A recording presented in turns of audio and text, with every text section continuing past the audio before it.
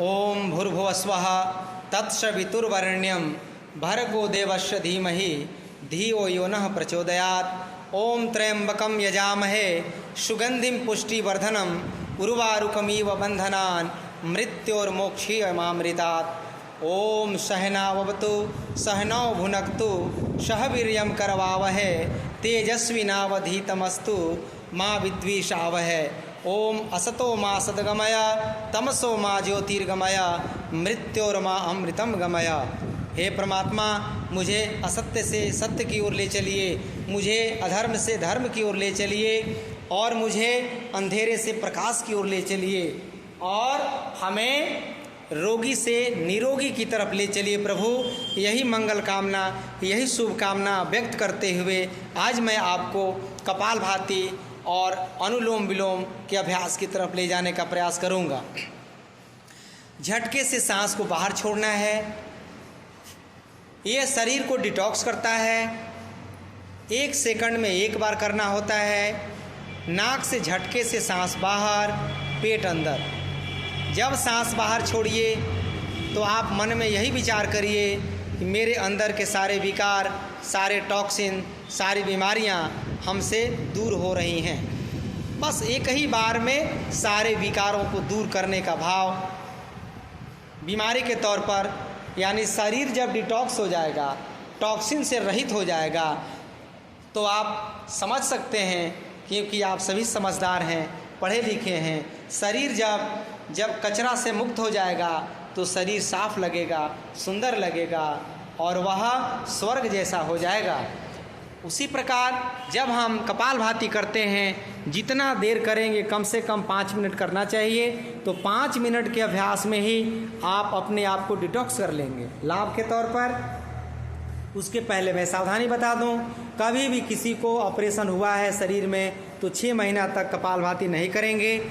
माताओं बहनों को मासिक धर्म के दौरान, पीरियड्स के दौरान या गर्भावस्था के दौरान कपालभाति का अभ्यास नहीं करना है। यदि किन्हीं को रक्तस्राव हो रहा है, जैसे बवासीर हो, चाहे नाक से नक्सीर हो, तो कपालभाति का अभ्यास नहीं करेंगे।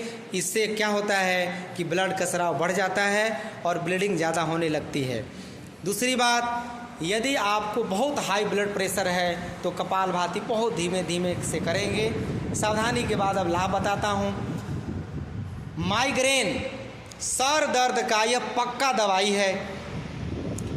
माइग्रेन जिनको है, जिनको सर में दर्द होता है, जिनको अधकपारी है, जिनको बार बार टेंशन और तनाव होता है, तो कपालभाति कम से कम 5 से 10 मिनट किया करिए। आपका माइग्रेन धीरे धीरे ठीक हो जाएगा, क्योंकि ब्लॉकेज को ठीक करता है। शरीर के अंदर कहीं पर भी ब्लॉकेज हो रहा है, चाहे नस नाड़ियाँ दब रही हैं, तो उस ब्लॉकेज को ठीक करता है। कहीं पर भी 72,72,10,201 नस नाड़ियों को एक्टिव कर रहा है, शुद्ध कर रहा है और उसे आरोग्य प्रदान कर रहा है यह कपालभाति। मोटापा एक महामारी है। मोटापा को दूर करना है तो आप कपालभाति नियमित रूप से आधा घंटा करेंगे, आप कभी भी मोटा नहीं रहेंगे।